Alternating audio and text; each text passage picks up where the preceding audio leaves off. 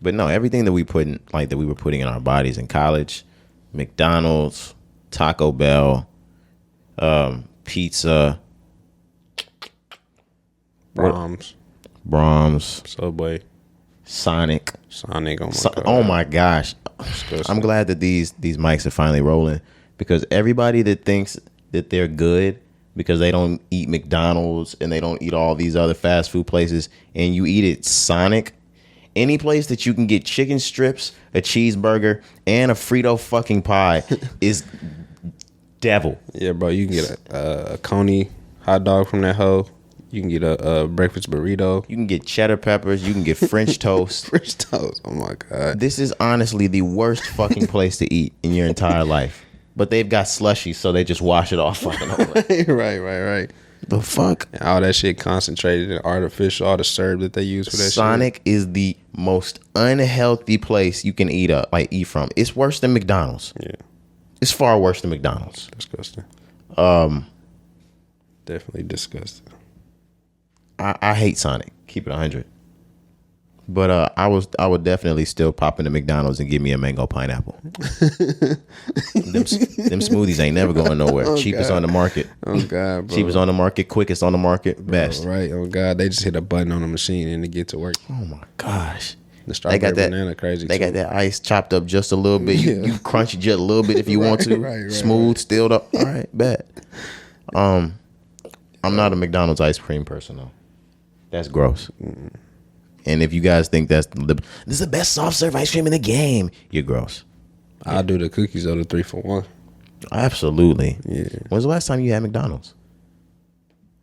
Man, it's a good question. No, I was there last week. I ain't gonna lie. I had that mango pineapple.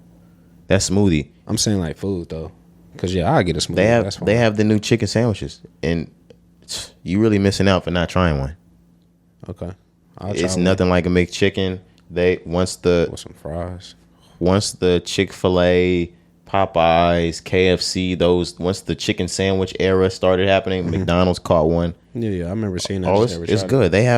They've taken the McChicken out of even the breakfast side, and they put the real chicken fillets on the biscuits and the McGriddles and stuff now. Yeah, I seen that too. Yeah, you missing out, Cari. Yeah. I don't do McDonald's like that, so McGriddle go crazy, bro. Here and there I'll have it, but oh my with gosh. A hash brown? I'll eat a plain McGriddle. Nothing. Just the McGriddle. little syrup over the top. Oh God. On my way to work. That's just so good. You're going to have a stomach ache when you get to work. but you going to feel. What is it about the orange juice there that makes your stomach hurt? Oh, it's probably bad. Concentrated, bro. All that shit just be GMO. Give me a large though. Yeah, I need it. Never mind. I was about to sound gross. Mix it with that high C. Disgusting. Do we have more?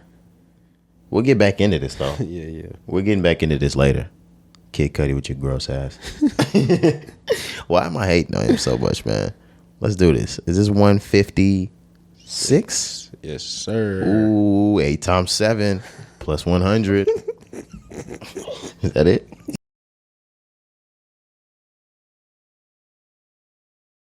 Episode 156 of the Rise and Grind podcast. It's your boy Roderick. It's your Kari. We here in the building, man. Oh man, it's Monday again. Yes, sir. It ain't hard to tell. It is Monday again. We back, man. How you feeling? Feeling good, man. How you feeling? I feel all right. Mental health check. Where we at? 8. Yeah, 8. Yeah. Okay. We be vibrating around the same. Yeah. Most of the time. Yeah, we're like women's periods. Yeah. As soon as we get together, they just match up. But nah, yeah, I feel like I have some room to improve, but I feel like I'm in a great state right now. I feel that too. I gotta stop letting bad energy block my good energy. What you mean by that? Tell me more. He's a fucking instigator. What you mean? Just bad energy, man. Like if any bad energy coming your way, man. Okay, you just want to get rid of. Okay, I feel you. You got any? God, I hate this nigga, man. You have any like techniques? Anything that you trying new, or you just meditation, masturbation. Okay. Relaxation. Weed smoke nation. Right. I was trying to think of one for that too. I couldn't think of nothing. No, yeah. That's understood though. Penetration. Oh. Hell yeah. So shit, that was a good 6. Yeah. I feel that. I feel Or 5. That. I feel that. But yeah, how you feel? Did you say how your week was? My week's been really good. I started to say how I wasn't fucking with work like that, but it just takes some time to get acquainted. Mm-hmm. I'm feeling it a little bit more. Starting to kind of catch my feel there. Don't want to, be there, but grinding it out for a matter of time. Yeah. Everything's for a purpose, man. I feel that. This week was good though. Saw family, saw friends, kicked it with the guys this weekend. Mm-hmm. We had a hell of a time on Saturday night. Yeah. What about you? Yeah. So just going to Saturday night real quick. Saturday night was really fun. Got to, be with the bros, like you said, everybody. It's been a long time since me and you been around the bros, bro. Like, yeah, everybody linked up all together. Like, everybody was there. We was missing still just a couple bros, obviously. But that was the first time, like, yeah, it's been that many people. Shout out Leo. Shout out T-Ryan. Yeah. It's the first time it's been that many people in a while. But it was good to just, see everybody, be around some love. I'm always down for that. Like Mitch, I'm always trying to be around some love. But I had a good time on Saturday, though. I feel like we've been so tapped in with the pod that every single time there's been an opportunity for the guys to get together, we haven't been able to make it. We've had to miss every single opportunity because we've been sitting here in these seats. Right, exactly. And that's just how it goes, man. Yeah, it's business, man. I understand. Yeah, it's business. It ain't no issues, nothing wrong with that. But the bros get it. But it was a great time. Like I said, we kicked it, had a little game night, food. You know what I'm saying, bro? Just a good time. So I was really appreciative of that. But outside of that, my week was straight. I didn't. I just was really just preparing. I told you I got some things coming up with work that I'm working on. So really just doing that all week. Doing all the shit for the pod all week. So it was still productive, busy. You know what I'm saying? But outside of that, it was still cool for me. And like I said, I'm sitting at an 8, so I'm feeling good, man. Just blessed. Okay. And an 8, I feel like even here in 8, people take note of the other 2 that's missing. But I don't want people to like think that I'm missing something over here. I'm hella good. I could just like when there's that level of does it hurt, does it not type shit, like I'm great. It could just get greater. Same. Yeah. So we had stuff to move into before. We were in the middle of pre-production. We were chopping up music. We were chopping up albums. We were chopping up hip-hop news. And I was just scrolling my phone because, laissez-faire type of workspace in here. Right. Very relaxed. Yeah. They don't care if we're on the phones in here, man. Right. You can wear whatever you want. Man. There's no cell phone policy. Yeah, no nothing, bro. So looked at the shade room. I saw that there was a Spirit Airlines flight that caught fire. The brakes caught fire as they were landing. Right. I think that was in Atlanta. Yes. Yeah. This is the most Tampa, I think. Absolutely. This is the most Spirit Airlines shit that could ever happen. Yeah, but have you ever been on a Spirit flight? Never in my fucking life have I flown Spirit Airlines. I even have a picture up on Facebook that says I'm all for spiritual lifting, but I don't fly Spirit. Who said that? Drake. Yeah, okay. I won't do it. Yeah, I've never had a Spirit flight either. I'm not 100% opposed. It's just I have to be in that dire circumstance. Right, yeah. I just honestly ain't never had to be in that situation yet. I know a lot of people that have had good experience on Spirit, but I also know a lot of people who have not. Yeah, there's never, and to my knowledge, there's never been a crash on Spirit Airlines. Never. I've just, like my father's tied with the airlines, so I've never really paid for flights. Yeah. Only when I need to fly with people specifically and sit next to them and be on that airline that like. But other than that, no, I've never. That's just by privilege. Like I've never had to fly that. Yeah, but it did sound like some Spirit shit. Like you said, it would only happen with Spirit. You see what happens on Spirit. Yeah. But on a side note, on the good note, no one was harmed. It wasn't nothing. Put people's life in jeopardy. They were landing, like we said, and it just caught on fire. They put the fire out, and then they were able to like pull to an area, and everybody made it off the plane safely. But still, bro, that's fucking crazy as hell. Like, it would be spirit to have some bullshit happen, bro. Imagine being on that flight, seeing that shit. I'd be like, oh, nah, bro, we gotta go. I've seen some flights, not with my own eyes. Well, yes, with my own eyes, but on television, things like that, where flights actually crash on the landing because they can't stop. They can't stop the plane in time. Yeah, I've seen that too. But and things like exactly what we saw on that Spirit Airlines flight. Thank God, like they were able to get that taken care of, because in situations where they don't have enough time, the brakes will burn up. Just like that, like they caught fire, they'll burn up. That shit crazy. But thank God they were able to get that stopped in time, because that would be some crazy Spirit Airlines shit. I've seen that happen before, and that's how planes crash, and that's how people die. You will think that you landed and you made it to your destination. You will die at the airport. Yeah, that's man, that would be unfortunate. Like you said, I hope that never. I don't wish that for anybody. I hope that never happens. Yeah, I just it's one of those it was 2 a.m. and you were watching Spike TV's 100 times that blah blah blah blah blah blah blah, and I'm like, oh my God, did these niggas just 1,000 ways to die? Yeah, and they fucking did. Yeah. But yeah, thank God they made it out that. Yeah, absolutely. Shout out to Spirit, everybody at the airport that took care of that situation, made sure everybody was safe, because that could have been bad, like you said. Yeah, that really could have been bad. Yeah.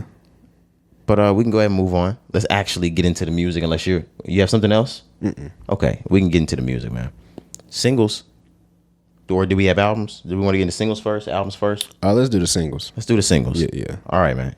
Yo Gotti, Moneybagg Yo, 42 Doug, Mozzie. Of course, we already know that CMG's got a tape dropping this Friday. An entire collab joint label tape dropping this Friday. But they dropped a single. Steppers, yeah. Youngster was on here too. I don't know if you had mentioned. My fault. Yeah. We definitely talked about him being on there during pre-production. But yeah, the hottest label out that we keep telling y'all that they're back, like you said, with another single for the album that's coming out. But we listened to Steppers in pre-production. It sounded pretty nice. Everybody really had a pretty solid verse for this type of beat and the type of song that it was. Yeah, my favorites, I'm gonna go ahead and say 42 Doug, Moneybagg Yo. You don't have any favorites? Nah, I don't really have a favorite right now. Okay. It's too early. But one thing I did want to speak on. Free 42 Doug. Yeah, always. No, we need to really start giving Gotti his flowers, like more than what we do. Like, we respect, not to say that we don't respect CMG. We respect QC, as far as we always talk about just how good of a label, homegrown. You know what I'm saying? They built some of the greats. Right, bro. CMG is really doing that and more. You know what I'm saying? Has been doing it. But Yo Gotti specifically, bro, we need to give that nigga his flowers. I was trying to say this to Cari in pre-production, but he didn't want to fucking talk about it. I don't know. I guess he just whatever. Nah, man. I wanted to make sure we brought that to the pod. Absolutely. But yeah, in pre-production, you mentioned how nigga for how many years back did we go? The nigga has always had a hit single. We went back like 15, maybe. Yeah, I was gonna say at least 15. He's had a hit like every year, or at least every other year since we were like 9 years old. Nigga, next year we'll be 26. Nah, that nigga has been smoking it for a minute, bro. Like going back to Men Lie, Women Lie, we didn't even know that was his fucking track. Yup. Okay. Yeah, bro. He's on the 5-star remix with Gucci Mane. Yeah, we named all them hoes. Rake It Up. I Know with Rich Homie. Yep. It was just so many songs, but so Gotti deserves so much respect just from the executive standpoint, running CMG, turning CMG into one of the best labels out there. But just outside of his solo shit as well, bro, like everything in one nutshell, bro, like he just deserves more flowers and credit than he's been getting. None of you niggas can see Yo Gotti in a DM. I said a DM because that's one of his songs in a verses. I hope none of you niggas see Yo Gotti in a DM. I hope you niggas is not out here DMing Yo Gotti, bro. Please don't. But I'm just looking at somebody down in the DM, Rake It Up, Act Right with Jeezy and YG, 5-star remix with Gucci, Women Lie, Men Lie, They Like with YF and Lucci. Let's see. Hits. I Know, like you said, with Rich Homie. Hits. It's more on here that we just yeah. We could keep going. We can go the whole episode, nigga. That nigga got hits. That's the same. Yeah, man. Okay. They doing it right over there, man. Like we keep saying. But now I just, like you said, we talked about this earlier. We just like, bro, we need to really give him his flowers. You know what I'm saying? And he's got such an ear for music. Yeah, bro. Oh, we give Yo Gotti his flowers. Yeah. Y'all need to give Yo Gotti his flowers. You just need to really understand, like, oh, they really doing it the right way over there, bro. Absolutely. And he's getting them niggas paid. We said it last pod. We probably said it the pod before. We probably said it the pod before that. Me and Pat and Keith were just talking about this too. I'm saying it again. Niggas, stop hating on Glorilla. Stop. I don't understand, man. They're still doing it? Still. Damn. I don't get it over the fucking contract. Oh, okay. But over everything, really. Like, what is the beef, nigga? That she's paid? Yeah, that's it, bro. They're trying to dig up the old pictures of her and Dolph. They're trying to pull up how she was saying stuff about the whole Gotti remix, things like that. Yo, hey. Just like everybody else at that time. This is... You know what I'm saying? She just happened to get famous, but there's so many other people that feel exactly how she might have felt in that situation. But just because it's her, niggas want to blow the shit up. We were talking about it over the weekend, and one of them even said, what the fuck? Is Dolph going to sign her? Yeah, like... What do you want? I was going to say, like... What do you want? I was going to say, do you not want her to win? What do you want? Right. But yeah, but I don't understand that. And it be us. You know what I'm saying? It be us, bro. It be our people. It be black and brown, brother, sister. You know what I'm saying? Look just like us, from the same neighborhood, from the same towns. That be hating the most. It doesn't make any sense. I'd be like, damn, bro. And another thing with Glorilla, what I like, she putting everybody else, all her ratchet ass friends, like she saying the song, she putting all them on. Why she make it? You know what I'm saying? That's the way you supposed to do it, bro. That's if I want to make it just so I can take care of my people. Like, of course, I have my dreams and my ambitions and the shit that I want for me personally, but like, nigga, I want to make it just to take care of everybody. Why you got to do this, Cari? What you mean? Because you're going to flip me. I'm not. You're not going to flip my entire opinion about Glorilla because I think what I think. But I don't agree with that one. Agree with what? I mean, I agree. I'm glad she's putting them on, but like, all them people not going to be here in a couple of years. I mean, that's fine. A lot of them not going to be here in a couple of years. Yeah, that's fine. I mean, a lot of them. That's fine. You always have people like that you can't take to the top. Yeah, I know. I'm just saying, like, this. Anybody will tell you coming in, like, you know, the first time going on tour, 50 niggas come with you. Then 50 niggas, but that means 50 niggas have to eat every night on tour. Yeah. 50 niggas have to get into the club every night on tour. 50 niggas have to make it to this, and that. 50 niggas have to have transportation. 50 niggas want to smoke dope. Yeah. No, I feel you making a point. Every time. Yeah, but her group is small though. It ain't like it's a shit. Bro, her group of girls is small. Like, bro, 10 people is small. You know what I'm saying? Like, bro, that's small. What you mean?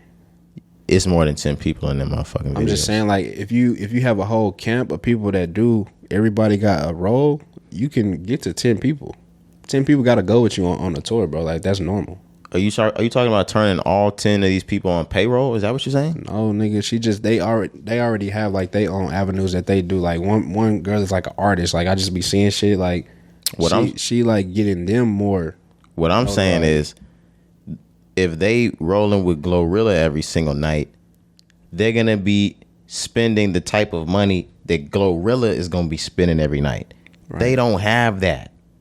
Okay, and that's Glorilla is gonna be unanswering that. Right, and that's fine. But what I'm saying is, like, she has a small group. Like, I'm not taking away what you said. Like, yeah, if it was like 50 people, like everybody not gonna be there as the time goes on. I don't think the 10 stand. Okay, that's a lot of fucking mouths to feed. Imagine if, like, just say in my expenses, tour expenses, like say me and you on the pod, like we go on tour and you've allocated that in 14 cities. By yourself, the company card, you're gonna allocate $11,000 worth of it during the 14 cities. this nigga wants to come, this nigga wants to come, this nigga wants to come, this nigga wants to come, this nigga wants to come. I didn't say names because like we got homeboys that are really gonna come one day, and I don't want them to think that they're the people I'm talking about because they're not. Nigga, you've just times 5 your 11,000. You gonna pay that every time you go on the fucking road? I mean, if everybody got a bullshit. Roll, bro. If everybody got a role that's for the tour, if we got a photographer, if we got an engineer, if we got, you know what I'm saying? All of them don't have a fucking role. All of them don't have a role, Cari. Right now, they don't know. Nigga, she just got on. But I'm saying, like, and maybe eventually she could pinpoint people for a certain... And you can't turn your business into just the family. Yeah, I know that, bro. Everybody know that. And everybody tries, that shit don't and that work. Will fuck off. Yeah. You're not LeBron. He's the only person that shit has ever worked. No kidding. Like, but even then, he still did it a different way. He waited till everybody went and got educated and flourished on their own. On their own. Okay, Maverick, let's bring them back. Right, hey, Rich Paul. Exactly, but yeah, bro. I don't know. Like I said, I just like the fact that she coming out with her people. I get what you're saying. I like that she coming up with her people too. I just don't want people to look at it sideways when they don't see these people in a couple years, because we know how this goes. Exactly. You know you're not gonna see them all. Right. I'm just explaining this to them because we're not arguing. You know how the fuck this goes. Exactly. I know what you're talking about too. Yeah. So it's not gonna always be them ratchet ass friends. Basically, is what we saying. Yeah. No, it's gonna be Glorilla one day. Yeah, but that's just business. That's how it go, and hopefully people understand. But of course, like you said, just because we explaining the situation, there's gonna be motherfuckers who not gonna get it, and they're gonna be pissed, and they're gonna start hating. You know what I'm saying? That's how this is how the cycle starts and continues. This is how it goes. Yeah, this is exactly how it goes. But that's what Glow really needs, because you got to have haters to keep going. Yeah, bro. It is what it is. But you niggas need to stop. The niggas that's not in a circle, y'all need to stop hating. Y'all niggas need to stop hating. I'm not hating. I'm just letting people know how the fuck this shit is going to go. Because we're just giving it to you real. That's how it goes. It always go like that. I mean, you can even look at the niggas that said it wouldn't happen like that. Yeah, look at Migos. Right. Oh, my God. You said... It wouldn't ever happen, right? It would never happen. It could never happen. They grew up together. They cousins. That's that nigga uncle. All right. That nigga raised him. Yeah. Oh man. But yeah, we can go ahead. Yeah, I was gonna say, but just closing out, shout out CMG. Y'all doing it. Oh my God. Is that what we were talking about? Y'all doing it big. Oh my God. Shout out Gotti. Heavy cap. Oh my God. All you niggas. Is that what we started on? Yeah, we go too far, man. Somebody's got to stop us. That's what we do, bro. For real. Wow. Not to, no pun intended. Right. Key Glock dropped the track. Yeah, I was gonna say we still in Memphis. Yeah. But yeah, he dropped this called Diapers. NLE Chopper dropped too, but we're not going to have to get into that. I seen that. But yet, Key Glock, Diapers. I listened to it. We listened to it together. It sounded pretty cool. But tell me how you feel about it. You also had another conversation you were saying with the bros before I had got to y'all this weekend, just about the whole label situation over there with Glock and all that. So right. First, I'll get into Diapers. I like the cover. I like Dolph. I said Dolph. I like Glock. And I like this song. There's not a whole lot of Glock that I just entertain all the time. I think every single track is hard. I just think all of them kind of sound the same. Mm-hmm. So I don't give it a whole lot of like tune in, except for this last batch of music he's been putting out in the last year. Since Dolph's passed away. Yeah, for sure. You got to listen to everything he's putting out these days. For sure. And he's still going crazy. I like this song. Yeah, and I think he knows that as well. I think they understand. Everybody at PRE understands that everything Glock puts out from this point on has to be fire. It has to be. And he's doing it. And he's starting to even see, I think, where he can take this thing. Mm-hmm. Which leads me into my next point, or what you were saying. I had a conversation with the bros on Saturday with Pat and with Keese, and what Keese was filling me in on, which I don't disagree, was that his music's getting so hot. PRE is sitting in a place that is almost plateau, if you know what I mean. Mm-hmm. For him to be able to take that next big step, it might not happen right now, but in the next couple of years, Key Glock is going to have to sign to a major. And PRE is going to have to, he's going to have to put PRE under the distribution of a major. Yeah. And I agree with that as well. Not to say that he won't be successful on his own if he doesn't. He is now. Right. He's gonna plateau. He's gonna just remain how he is right now. If he wants to go to that next level and be like A-list, all the way A-list, he has to do what you're saying. Right, because I'm just to simplify. Right now, it's like he's going home and he's putting the pen to the paper and he's doing the homework on how his albums come out, on how his artists' albums are coming out, how the marketing is gonna go, how this is gonna go, how everything's gonna turn out. Whereas if he can put this under a major, there's gonna be X amount of people that are gonna have their folders and their pen and paper already out, and they're gonna be like, "Hey, buddy, you just write your lyrics down. We're gonna show you how all the rest of this shit goes. We're gonna take care of everything else for you. Look, the story behind it, everything. We're gonna make sure the people care about this. We're gonna make sure we touch the people's hearts with this. We're gonna make sure your music gets to the masses. We're gonna make sure you do a world tour. We're gonna there's certain things that the back end. Of course, they're gonna make more money off of you, but they're gonna put you in that position to win because they're making the money off you. You're an asset at this point. Exactly. It's a win-win. Correct. The struggle is Glock has to find a way that they do this and retain all masters. Yeah, the right way. You gotta you can't go to like Atlantic or you gotta go to like. But he's gonna have to. He's doing the most he can do right now over at Empire. No. I'm not saying like not go to a major. I'm just saying go to a major that's really known to care about the artist. You know what I'm saying? I don't know one. But like Atlantic, bro, Atlantic, all they care about is like getting a hit out. You know what I'm saying? Everything you talking about as far as like taking care of you, because PRE has built an empire. You know what I'm saying? They should really be taken care of. Like they should go to somebody who really wants to see them succeed and really get to the matches, not just say, okay, we really want you because we know we can make money off of this situation. You know what I'm saying? Like I know it's business, I know it's money, but this sounds crazy. I think Atlantic is the right place. I don't think Atlantic is the right place. I think somebody else like I think Def Jam's a terrible place. Yeah, I wasn't gonna say Def Jam. I was maybe gonna say, what about like Columbia? Columbia's still good, maybe. Sony, maybe. You know what I'm saying? Like just I don't trust Sony. They're not gonna let him have the masters over there at Sony. Yeah, that's not happening. Somebody need to go join Durkin in Alamo. Share some of that wealth over there. See, but they're independent. Oh, they are? Okay.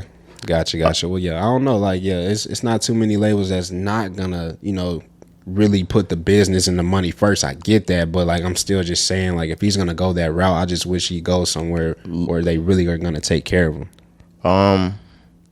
Lucian Grange has a son who is the owner of I think it's either 14K or 10K Projects, who houses 6ix9ine and Trippie Redd. Yeah. Not terrible. There's a lot of money over there. Yeah. Never heard either of those parties argue about not being taken care of. You can see how both of those parties have been well taken care of. Absolutely. Absolutely. Other than that, keep it 100. I know they gripe and they bitch and they moan, but I think they gripe and they bitch and they moan because they're the tip top and they're divas at this point. I think Atlantic takes care of their artists, unless you're NBA YoungBoy. I think they take care of the artists too, but I think they still just only care about the hit. I think they take care of you, but I think they're worried so much about the hit that you're not dropping until there's a hit on there. You know what I'm saying? And like sometimes that don't work for every artist. It does.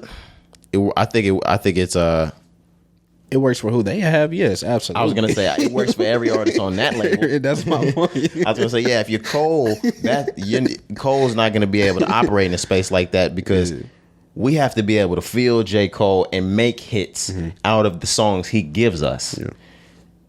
J. Cole doesn't need a label around him to tell him which song is his fucking hit. No, he's gonna tell us, or we're gonna tell him. Like exactly. He lets the people like, hey, you process this music and decide type shit. But it's not for every artist. Yeah. But I don't know, man. Maybe so. Just let me play devil's advocate here, because the Empire situation. what if within the next 2 to 5 years, Empire grows more as an empire of what they have established on the independent side? You know what I'm saying? Maybe then at that point you don't go to the major. I think he still has to, just because Empire, shout out to them at Empire as well, bro. They really are doing it the right way as well. But I'm trying to say this without and teeter a fine line of just teetering a fine line. You had to repeat that shit. Yeah, because I don't want to say the wrong words. Empire is the highest you can get on an underground / blackballed state. From indie status. No, just what I said. Just period. Okay. I'm not trying to say that they're blackballed or anything like that, but artists that are indie are looked at completely different than artists that are under a fucking umbrella of a major. It's like it's to the point where it's almost like, I'm just making this up, and I don't want to say specific things where I'm teetering a fine line.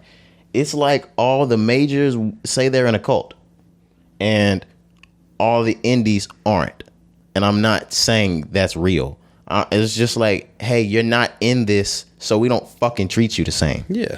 We don't make enough money off of these niggas in the indie for us to even give you the shine that a Lil Baby or a Moneybagg Yo or this person gets. So Empire can get as hot as they want to get. Yep. They're going to be the hottest nigga on the outside. Damn, it's almost like the society, the world we live in. Shut the fuck up.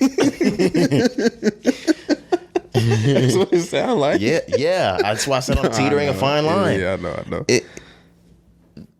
Empire is as hot as you can get as an outsider. You're not an insider. Yeah. They got to be an insider to get that inside heat. That inside money, yeah, for sure. So we'll see. Yeah. There's a lot of niggas that you've seen in this game, and like I said, I'm still teetering a fine line. They just didn't want the inside bread. And that's up to them. But you know, if you want to go to the top, you gotta go inside. Yeah, you have to. You have to have somebody get you to that point. Gotta go inside, man. Yeah, where you can make it to that next level, where you can get to the masses, because you don't need a label these days. Obviously, we know that, but it definitely helps. But they are gatekeepers. The majors are gatekeepers toward the A-list type success. You don't get A-list type success without it. They gatekeep that. Yep. For sure. I think that's known. Sorry. Yep. Sorry. Nah, yeah.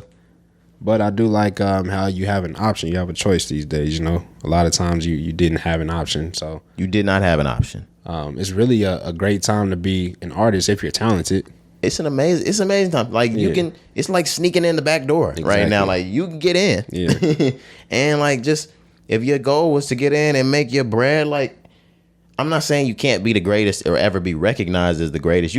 They might still recognize you as the fucking greatest. You're just not gonna get everything that the inside comes with, and that might not appeal to everybody. So everybody doesn't even want what the fuck comes with being with a major. Yep. So but yeah, moving on. We had one more single here. Jid dropped this early in the week. It was actually like Tuesday, I think. Nigga. 29 freestyle. Oh my gosh. Jid, 29 freestyle. We played this twice during pre-production. I hadn't played it. You had sent it early in the week, but I guess I just hadn't clicked on it. Yeah. Oh my God. The first time we listened to it, I talked over maybe like the first 15 seconds.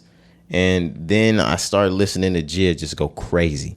The beat in the back just going nuts. It's not stopping. It's just no. Like it's just going insane. Yeah. And as the beat builds up, he just keeps going crazier and crazier and crazier. This is one of the best freestyles I've heard in a minute. Yeah, bro. For like 2 minutes straight, Jid is just nonstop going crazy on this track. And like you said, the beat just continuing, looping, and he just going insane, bro. Bar. Most people that drop freestyles nowadays, they call it a freestyle, but they fucking wrote it. Yeah. Jid rapped so long on this track to the point where he ran out of words to say at the end, and he just ran out of rhymes. It was like he fucked up at the end. Like he was really freestyling. Like he was, even if there were parts in it that he might have memorized or wrote. No, he got the freestyling. Like it was a freestyle. Like he ran out of breath, like you said at the end. Yeah, like he ran out of rhymes. Like if it's like, of course, he's not gonna run out of rhymes. He's a rapper like that. But in that sitting, if you can rap that long before running out of rhyme, insane. Yeah, bro. Insane. Yeah, I'm glad we got this because they all dropping their albums sometime in the next 6 months. 5-6 months. I think everybody comes this year. Maybe somebody sneaks into like the first quarter of next year from the label. Maybe, but I think everybody's coming these next 6 months. But man, Boss gonna be the one to sneak in the first quarter. The first quarter of 2023. Yeah, I was thinking that as well. That's his style. Yeah, because you're definitely getting Ari this year. Definitely getting Jid, like we said. But Jid just continues to prove he's one of the best artists out here. The new age artists, as far as rapping, as far as getting your bars. Then he can hop on a chorus. Jid is one of the most talented artists out right now, bro. Bar for bar, he might be the best rapper on that label. Yeah. I've said that before. He can definitely compete. Out of all of them. Yeah. He can definitely. All of them. He can definitely compete with Cole, but he not outbarring Cole. Don't even do that, bro. Did you hear that? Yeah, I've never heard Cole do. Like, I've never heard Cole do that. I can play you some Cole shit. Like, did you not hear his LA Leakers freestyle, nigga? He didn't do that. He went crazy. Whatever. I'm not finna play with you. Look, he can't even say, yeah, Cole did that. He didn't do that. Nah. He did. He did that and more. Motherfucker. Yeah, damn well Cole didn't fucking do that right there, man. But it's cool, like, because Jay-Z signed Cole. Right. You know what I mean? But it's cool because Cole signed him. So, like, he could take credit for all them rhymes. I was going to say, everybody eats me. Yeah. You know what I'm saying? But yeah, shout out to Jid, Dreamville, all them. What did Jay call me? What did Jay-Z say about J. Cole? He was like, there's a bowl. You see a nigga with a bowl of Apple Jacks. He's like, he want my spot. He was like, he's like, I'm gonna sign him. Yeah, I'm gonna find him. I'm gonna sign him. I don't want no problems. That's what fucking J. Cole did with Jid. The same thing that Jay-Z did with Cole. He was like, oh, he rapped like that. Sign that nigga, because we don't need that nigga over there cash money doing that shit. Absolutely. It's the same shit with I mean, it wasn't Jay specifically that signed Ye, but it's the same shit with just how Rockefeller as a whole felt. Hell yeah. You know what I'm saying about Kanye? You know I'm over here shopping my deal with Capital and shit. Right. Bring that nigga over here, because we don't need him doing that shit over there with Mos Def and Talib Kweli and shit. Right. All the beats that he had, hell no, they was not ready for that. When Kanye told Dame Dash he was considering that deal with Rawkus Records, I know that Dame Dash probably flipped the fucking tape. You doing what with who? Who the fuck is that? Look, first off, don't take no more calls from them anymore, Kanye, okay? Second off, next time you want to meet with me, nigga, I meet by appointments only. On me. Real shit. If Rawkus Records wants to meet with you again, Kanye, they can meet with both of us. Yeah, man. Meantime, get back in there and make those fucking beats. Jay needs an album. Right. Everybody can. And so does what is the nigga name? So does PD Crack. So get in there and make those new fucking PD Crack beats, nigga. Hurry up. Bro, you funny. I will never get over that nigga that I saw in the fucking hallway. They were like, beats. Hey man, you got my beats, nigga. I was like, yes, sir. Kanye was like, Kanye, like, nah, bro. Nigga was just trying to get it in, man. Any way possible. I'm not mad at him. Do you think that's the last nigga that's asked him about that like that? Oh yeah. after the Blueprint, nigga, nobody. That was after the Blueprint. It was. Well, I think after College Dropout. I was gonna say nobody said shit. After he wrapped up Graduation, when Graduation was over, nigga, don't even ask me for a beat. If you get a beat, you're happy. Right, nigga. Be happy you got a beat. Never, don't even request it. Yep. If Kanye graces you with a beat, you got a Kanye beat. But that was Jid. Yeah. Moving on. Brent Faiyaz dropped an album. Did we get the name of his album? Wasteland. Yeah. I've heard a lot of these tracks, not willingly, because I told y'all I wasn't listening to the Brent Faiyaz album. But I came in here and I've actually heard a lot of the Brent Faiyaz album. Yeah. It's not bad. Yeah, I've actually heard it all the way through. Anytime that he's dropped before, I've never really listened to it on the day of it dropping. I'm always just get to it later. But this time, I just wanted to, really listen to it. But I listened to it about 2 times through, I believe, and I really like it, bro. It's really good. This nigga really put a good tape out. Just a lot of toxic masculinity, a lot of just bullshit. What everybody loves these days. But not to take away from his talent, bro. It sounds very nice. I'm very pleased with this work. When I heard it for the first time, it was at the event we was doing on Saturday.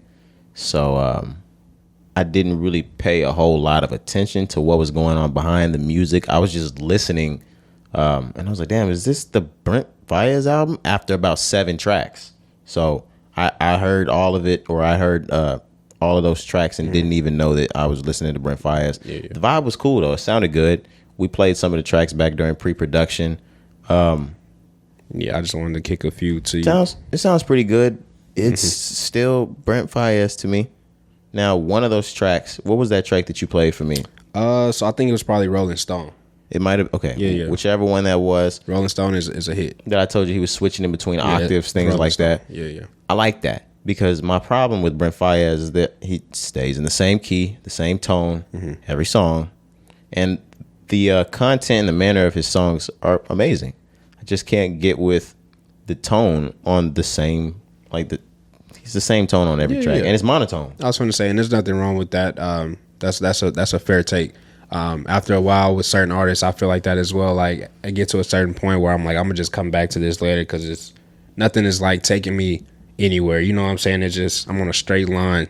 Music with every song. Music is subjective. I don't like this. It's not for me. Yeah. It's not.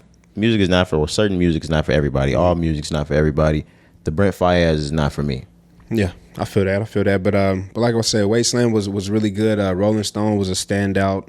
Now the skits are what a lot of people have been talking about since the album came out on Friday. There's about 3 skits on the album. Yeah, but 2 of them Cari made me listen to in fucking detail, and one of them really pissed me off because I came in with a good attitude. I came in to win. I came in to win. Yeah, I came in with a winner's attitude. Had a smoothie in my hand, a little naked drink. Down that, felt healthy. Right. Pre-pie was good. Right. And then this nigga plays this grim-ass Brent Faiyaz track that has nothing to do with music at all. Yeah. This nigga's out for an Emmy. Yeah, real talk. It was a movie made on the last skit. It's called Wake Up Call. It tells a story. So the skit before that, and I can't remember the first one, but the second one, it's a build-up, basically. It's a movie. It's a story being told. But anyways, just to get to, I'm not going to go all the way in, but that skit, the Wake Up Call, his girlfriend, whatever, they're going through a situation. She's pregnant. She's on the verge of possibly committing suicide. So he's rushing in the car, freeway, trying to get to her, crashes his car. It was crazy. It's a real life movie. So in 5 minutes. So apparently, I'm just going into detail more too. So apparently, Brent Faiyaz in this instance was playing a boyfriend who had fucked up in the past. He sounded like he was an ain't shit boyfriend. He had done a lot in the past, and he had hurt his girl. His girl is pregnant. She gave him a phone call in the middle of the night. He's laying in the bed. To my knowledge, right? No, so he was actually coming back from a trip, getting off a flight. So it's late, 3 a.m. Okay. He gets back to the crib and she's not there, so he calls her. Okay, so he calls her. Yeah. So once the phone answers, she's crying. She lets him know that she just she can't take this anymore. And when she goes further into what she can't take anymore, she's talking about life. She's carrying their baby. She tells him that he doesn't deserve a child. And she said that she doesn't either, and that they'll never see the child. And that's when he picks up his keys, continues storms to the car. out. Yeah, he storms out. You can hear him go down the elevator, get in his car. Yep. And he's trying to race to his girl because what she told him was that she's in such a bad place and depressed. She was always depressed until she met him. And that was the one happiness, I guess, that she found. And I guess that they fucked they shit up, and she ended up more depressed. So now that she's in this state where she wants to commit suicide, she wanted to go back to the one place that she fell in love with him. He found out where that place was, so he's rushing over there in his car, to which it sounds like he got hit by an 18-wheeler. Some shit. Yeah, he crashed on his way there. But yeah, it gets deep on that one. Like I said, you really got to listen to the other skits in order because they all go in alignment with each other. But yeah, man, that was a deep ass skit, and I took away stuff from it. Yeah, absolutely, I did too. That's why I say it was really like a movie that was made, but it was deep, man. There was a lot of shit that really it was touching. What's your biggest or my biggest takeaway from this? My biggest takeaway from this is don't put your life on the line for these bitches. It will only get you killed. Facts. My biggest takeaway is just, be careful of who you decide. Be careful who you decide to bring a child with. He gonna make me look like shit. Look what he did. Oh God. Choose wisely, bro. Real talk, man. No, you never know what people going through, bro. You can never really. When a situation like that's some shit that may just happen. You know what I'm saying? You can't pick your bitch like, oh, I hope you don't come depressed and crazy as fuck. Sometimes you get the runt of the group. But that was really my biggest takeaway, bro. Just be careful who you decide to, take that next step with in life, have children, things like that, because, it ain't always as peachy as it seems. Have you ever had somebody hit you with if you leave me, I'm gonna kill myself? Nah, bro. And I ain't never pulled that card neither. Hell no, I'm not pulling that fucking card. No. It's been pulled on me before, though. But yeah, I'm just saying, like, even if you didn't mean it, that shit is subjective. Like, that can really change the whole dynamic of a conversation. If you be like, I'm just fucking kill myself right now. Then they just go to not answer the phone. Bitching there watching MTV. Right. Answer that phone. But nah, that's happened to you before? Awesome. Oh my gosh, yes, multiple times. How did you deal with it? The first couple of times, I reached out to mothers, like to her mother. Mm-hmm. I reached out to her father, and the thing about it was like, I would call first, and like from parents, I would get no response. Like, and then I would text, and I would get no response from the text either. So like, I'd reach out to like her friends or like siblings, something like that, and they'd be like, "Nah, she's probably fine." She's probably fine. Yeah, and I'm like, okay. So like then I would end up pulling up something like that, but it would happen again and again. Like, oh, you're faking. Right. Oh, you're faking. After a while, it's like, okay. Well, you're faking. Now I'm leaving. Right. And you shouldn't play like that. No, you shouldn't joke about that. It's not something that you play around with. Yeah. But no, that's crazy, bro. Like I said, I haven't really dealt with that before. Never pulled that card myself, but well, I've heard it. Like I've heard it on both hands as many times. Yeah. But no, that's crazy, man. And I know a lot of people deal with that. That's why I wanted to ask you, like, what did you do in the situation, to get out of that? Because that's crazy. I know that can get really scary, bro. Yeah, it can. Mm-hmm. But yeah, not doing that anymore. Yeah. Just moving on. We still in Brent Faiyaz? Yeah, we were still in. They were good skits. Yeah, these were really good skits. The one that we're talking about in particular, like I said, this could be nominated for a damn Emmy. Like, this is, you could feel this. Like, even though I didn't want to like it or want to listen to it at all, like, if we're talking about content and like cinematic effect, even though this was just audio, oh man, you could feel it. Yeah, bro. That hurt. That hurt listening to. There was anticipation. There was suspense. Yeah, it built me up like a horror film. I was gonna say, like, nigga, the anxiety, bro. First time, like, yeah, it'll do it to you. That was great. It'll do it to you for sure. But yeah, Brent Faiyaz, shout out to you once again, Wasteland. Good tape. He had another interlude that I listened to. That was pretty player. Yeah. That's why I say the second one, everything tells a story. So like you told the story about how, or skit, should I say? About how the girlfriend, while she was feeling the way she felt, while she reached her breaking point. So there's another skit where he's with another chick. She's blowing up the phone, you know what I'm saying, but he's not answering. And then the first player. No, right, real P. Keeping it right. P, pushing P. And then the first one, if I remember exactly, like I said, I got to go back and listen to it. But I think the first one is them actually on a good note, like them happy, telling a story type shit. But yeah, it's a good listen, man. I'm gonna definitely go back to it. I guess I'll listen to the Brent Faiyaz. Yeah, no, this again. one was solid. This one was solid. Shout out to Brent Faiyaz. Okay, let's do it. Westside Gunn, Fly Guide. What was it? Yeah, Peace Fly Guide. Yeah, Westside Gunn and Stove Got Cooks. You know they here. They dropped the tape. yes, sir. 10 tracks, and we were playing this during pre-production too. Yeah. We would probably play maybe half. Yeah, about more than half. We played about 6 out of 10 songs. Okay, cool. Yeah. But yeah, what I heard so far, man, it's a song, Big Ass Bracelet. My goodness. The other one, Bobby Rue, we had a conversation about that as well. But nah, man, the beats were soulful. The bars were there. Obviously, Griselda, all them niggas, bro, rap like they're these niggas are some of the best rappers in the game. I know every time we bring it up, I have to say Cooks it. too. Yeah. I just have to say it though, bro, because they still slept on. They still super slept on, in my opinion. And they are hands down the best rappers in the game. Best like rappers, fam. Like not one of. No. There's like 10 niggas, and I'm throwing the Kendricks and the Coles in this bucket too. These are the best rappers out. Yo. like I can't stress this enough, right, to make you niggas want to listen even more. Like fuck. More than the shit and the jargon that we listen to that comes from Rap Life playlist on Apple. Right, bro. Stop listening to that shit. Come on. Nah, I'm just playing. But nah, for real, these niggas are some of the best rappers, like we said, in the game. But Westside Gunn, like I said, the bars were crazy, the beats were good, bro. The production, they're soulful samples, like it was a good listen, bro. I'm gonna finish this out once we finish podding. Same. And I'm sure I'm still gonna like it way more, you know what I'm saying, just as much from just the songs that I heard. That Big Ass Bracelet, I mean, that's one of those ones. Just the fucking bars and the storytelling on that, hell, the way he painted a picture of the Big Ass Bracelet and everything, it was just like the intro of the sample. Like, okay.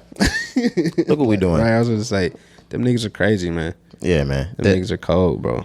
No, look at us, dig riding. Much respect. Those guys are pretty good. Much respect. Right. Shout out Griselda, man. Yeah, listen to the track. Let me dumb this down. Kid Cudi. What was the name of Kid Cudi's track? It was the tape that he dropped. It was the boy that flew. My gosh. The Boy That Flew to the Moon, Volume 1. And on Wednesday or on Thursday, I think it was Thursday. Thursday when we potted, yeah. No, after we potted, we got the entire list of what this album was going to be. Yeah. And I was so pissed off. Me too, I was. So, I ain't gonna lie to you. I know what people are doing. Like, and we've seen a lot of artists do this in the last couple of years. We saw, like, they're repackaging their older tracks. They're either putting out re-releases of their actual old mixtapes, things like that, or they're piecing their best songs from their old mixtapes and putting them out as one album. We just saw The Weeknd do that. There were some other people we saw do that too, but they're putting together the greatest tracks they've had and compiling them into one album. Yeah. Something that a decade ago I'm pretty sure I said I wished all rappers would do. Yeah. But they didn't. They just called those greatest hits albums, and niggas would have to retire to get it. Yep. But they're starting die. to right. Yeah. But now they're doing it out, and they're naming them new albums. And Kid Cudi did this. Yeah. So before I go into Cudi, you know why they doing that, right? So they can get more money. Yeah, because bro, like the playlist is really where a lot of these artists be fucking eating. So niggas make these compilation, or they re-release their mixtapes. That way it could flow like a playlist. Because, bro, if you go, like, if we just talking Apple Music, if you look at like the rap playlist and shit like that, bro, that's why a lot of these niggas are eating, because they songs are in playlists. Another thing that's happening too, with the Taylor Swift kind of thing, with artists re-recording all of their own music again for the masters. Yep. And they also use that because now that they have those for their own, think about it like this. Because Ashanti has a new album about to come out, and she's re-recorded like an old album coming out, but she's re-recorded all the tracks over again. Think about if Kari Gentry Records holds all of my music type shit for the last 20 years. and it's really not even relevant anymore. Y'all just have it sitting there just holding somewhere. on to it, yeah. But it's making music making money from the people that are listening to it. If I re-record all this music, I get the masters from that shit, and the places that I know my music is still valued, I'm gonna go have my music is gonna be in these commercials. Yep. I'm gonna place my music as these beds behind these Black-owned movies that are going on. I'm gonna license my music to be on sound. So Ashanti has an album coming out next week that you're about to start hearing all over the black circuit. Yep. And they're gonna be her old tracks, re-recorded. Yeah. Like, and it's a lot of people. Taylor Swift just did the shit. Yep. And that's why you hear Taylor Court, like, if you out in Kohl's and you hear, Sears. and you hear the "if you can eat it," I'm the one, and it sounds like it's different. It's because she re-recorded now. She making her own bread. Yep. The old Temptations versus the new Temptations. They both on tour. Old versus the new. But no, I just wanted to really talk about that because that's just our era, bro. Like, I know we talk about it all the time. We talk about DSPs, but a lot of people just think just from the streaming of an album, okay, artist is eating strictly or absolutely not simply just from that. Oh, nigga, that's the least amount. Yeah, from the album, you know what I'm saying? If you just big person, and they're not eating off of right. it. I was about to say, but then playlists is really where the revenue is being generated, bro. But anyways, and those playlists, I don't know about Apple because Apple is in charge of a lot of the things on Apple, but on Spotify, those niggas that curate those playlists are getting fucking paid. Yeah, bro. They getting paid more than the artists that they got the music on there is getting paid. I know. Like, it's crazy. Some of those Spotify, like, and those are just random one-off people that just have playlists that get very popular. Like, it's not like Apple's. Yep. They playlist is getting money. Shit crazy. Like, right? getting money to the point where people are paying to get on these playlists. Yeah. Yeah. Crazy. But yeah, so going back to Cudi, Kid Cudi, The Boy Who Flew to the Moon, Volume 1. So like we told y'all, this was just a re-release of the best, the greatest hits from every album that he's put out up until this point, in his opinion. So Day and Night, Pursuit of Happiness.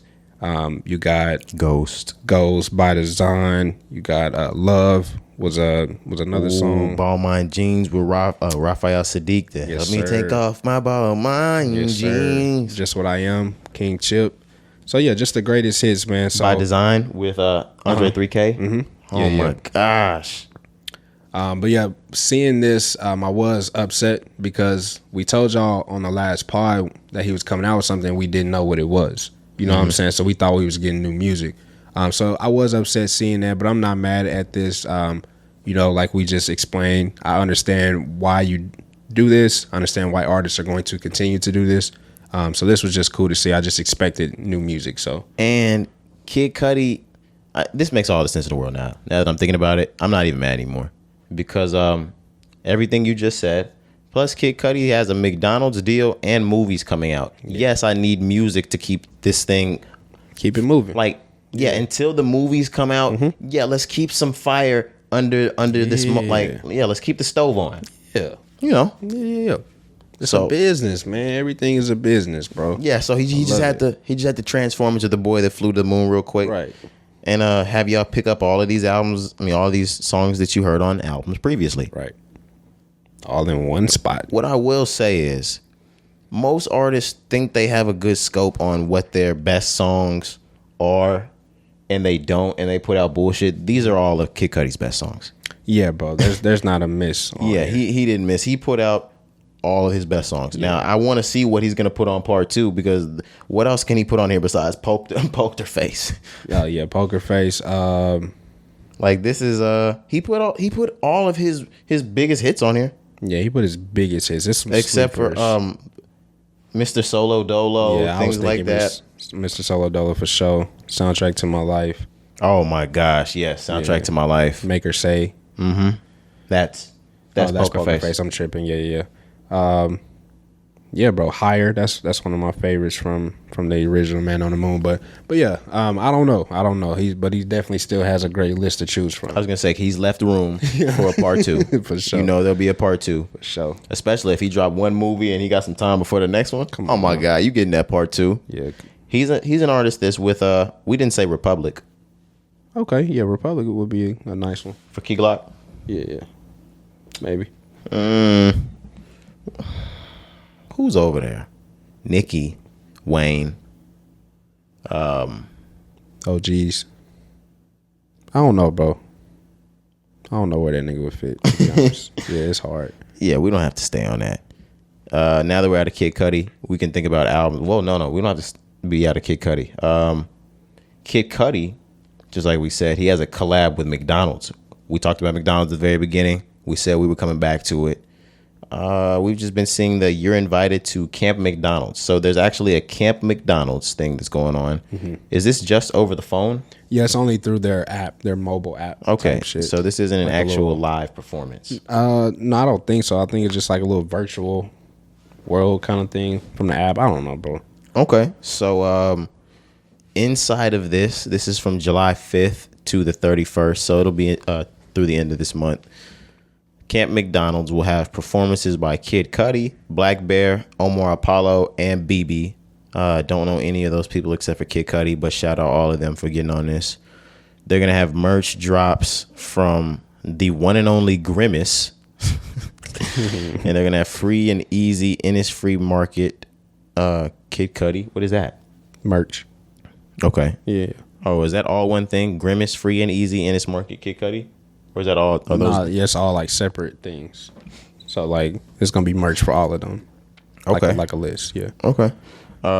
They have new menu hacks. Like this actually sounded good to me. I'm not gonna lie. They have an apple pie They have an apple pie McFlurry coming out. Yeah. So if you're just lucky enough to get down to a fucking McDonald's where the ice cream machine works, you might be able to get an apple pie McFlurry. Don't fucking bet on it though. I was about to say they put that hack on there. That is literally just for shits and giggles. That is a hack. Yeah. If you walk up there and they're like, "Can I have the apple pie McFlurry?" Yeah. Our shit down. They can be like, "Nigga, you saw that on the app." We don't even got that for real. Nigga, we don't even have ice cream. Yeah, you came in here for the apple pie McFlurry. Hell no. So you think if I go back there off East Chase and try to get the apple pie McFlurry up? East Chase for shit show. Ain't gonna have it. Yeah, they gonna laugh at me. They gonna be like, "Oh, what?" They be like, "Nigga, we got a cherry pie." They gonna grab my phone. Nigga, what is this? Apple pie. Bro, get the fuck out of here with this. Right. Yeah. No, we don't have no apple pie McFlurry. Nah, you gonna have to go down off of 121. Goddamn precinct line and 121. You gotta get this in Keller. Yeah. Yeah, only the McDonald's in California have this. Yeah, bro. Not here. They got new food deals on the Big Mac, the McFlurry, the quarter. Is that a quarter pounder with cheese? Okay. Yeah. Is that what they call it? A QPC? QPC, you fat motherfuckers. You fat fucks. Let me get a QPC, Can baby. I get a QPC? But yeah, another menu hack, a McFlurry sandwich. What the fuck is that? What the fuck is a McFlurry sandwich? This better be some sort of ice cream sandwich. Yeah, I was just thinking it got to be an ice cream sandwich, bro. No, it's not. That's no, it's not, Kari. Kari, we're talking about How the McDonald's. fuck do you put a McFlurry in a sandwich? They're gonna give you a burger, and they're probably gonna put like scoop McFlurry on top of it. Hey, I will literally beat somebody's ass. I promise if they you. brought that shit to me. Like, this is not a threat, so don't take it like that. DSPs. If someone burned down that entire facility for something like that happening, I wouldn't be mad. I wouldn't be mad. If you brought me a burger and on top of my bun was a scoop of ice cream, I'm beating your ass. Fuck a scoop of ice cream. It's gonna be Oreo McFlurry. Bro, I'm really beating your ass, bro. No, I'll stomp you. Bro, like, what the hell? Tim's. Don't disrespect me like that, bro. Hey, baby, go get my Timbos. This nigga playing. That shit is disgusting. And I'm lactose intolerant, nigga. Okay, we doing a lot of talking. I think I'm actually gonna find out what's on the McFlurry sandwich. Let's do it. See what we can find. Oh, Kari, this shit looks so fucking good. You lying. Kari, this shit looks so fucking good. Let me see. Nigga, it's an Oreo McFlurry dancing in between 2 chocolate chip cookies from McDonald's. You see that, bitch? Oh my God, bro. Hey, McDonald's, I apologize. You seeing that shit? Holy fuck, bro. Oh, McDonald's, I'm sorry. Oh, yeah. If y'all warm that cookie up, I might nut. No cap, bro. Nigga, what the fuck? For about 15 seconds, nigga, I'm gonna lose my mind. Yeah, bro. Dog. I'm looking at it, bro. This shit is crazy. McDonald's. I swear to God, I'm sorry. Hey, Ray Kroc. God rest your soul. Right. I'm sorry. Hey, Ray. Nah, for real. Hey, Miss Kroc. Mrs. Kroc. Please. Please accept my humble apology. Holy shit, bro. I mean, it still is an ice cream sandwich at the end of the day, but it's the cookies, the McDonald's cookies. Ooh. Bro, I'm looking at it. This shit look... I'm going to McDonald's after this. I'm going to McDonald's, to see which one of these niggas got the ice cream machine working. Oh, God. And if they don't, I'm going to get mad like it should be working or something. Damn, that shit look good as hell, bro. Warmed up, like you said. Warmed up about 10, 15 seconds for me. God damn. And I'm going to go nuts with that. All right. Okay. Yeah, my bad. Shout out Kid Cudi. Yeah, I was gonna say. listen to The Boy That Flew to the Moon. Oh, God. Black Bear, Omar Apollo, on me. BB. Shit. Get you a QPC. Oh, God. If you up there, I apologize for calling y'all fat. Nobody that gets a QPC is fat. Right. Fuck with the Grimace merch. Yeah, no, fuck with the Grimace merch. All that shit. There is something I really did want to get into. And Gen Z, you might want to tap out because you wasn't there. Were you ever a Ronald McDonald VHS guy?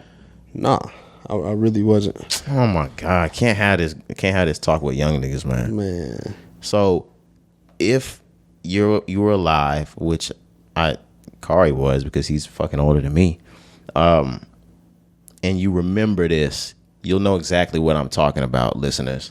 Back in the day, when you went to McDonald's and got a Happy Meal, instead of getting the toy, you could ask for a VHS tape, and they had a cartoon version of Ronald McDonald, and it came with, I think, 2 stories every single time. So every time we would go, my people would let me pick. We would either get a toy or we get a tape. And to this day, the same way people rack up their orange Nickelodeon like things, because I still have those VHS tapes too. I have 101. It was called The Wacky Adventures of Ronald McDonald. Like, if you see it on YouTube, you can actually like look it up. Them shits was actually lit back in the day. For real? But shit crazy. Yeah, just some 90s shit. Y'all wasn't around back then. I was about to say maybe I was too young for that, but no, I was just always a toy nigga though. I was a toy person too, but I ain't even know that. I ain't even gonna lie to you. I ain't never heard that before. Shout out The Wacky Adventures of Ronald McDonald. To keep it 100, they might have done it all the way through maybe like 03 or 04. Keep it 100. For real. Yeah, I remember getting those tapes for a long time. Okay. Yeah, I don't remember that, bro. Yeah, they might only came out once a week or once a month or something like that, but every time there was a tape for us to get, we was catching that tape at McDonald's. Like, they would hand it out in the Happy Meal. Damn. Old days, man. Yeah, man, shit crazy. You can't even get that shit anymore. When the fuck would McDonald's hand you out a video? Nah, bro, yeah. We won't even do that no more. Back in the day, they wouldn't even give you a DVD. And that was back in the day. Yeah. Sheesh. But we can move on. DJ Khaled's on the way. Yes, sir. He has a way to do this to us every single time, Kari. Yeah, bro, he gets us so excited, man. Every single fucking time. He's been doing this shit since we was in college, too. High school.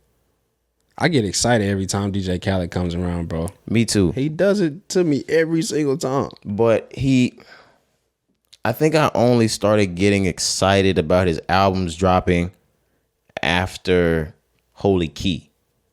Of course, we always gave a fuck and we were excited about his music dropping, but his albums dropping became a really big thing after Holy Key. He had the J. Cole verse. He had the Nas verse. He had I'm the One with Migos, Lil Wayne. I think that was on that one.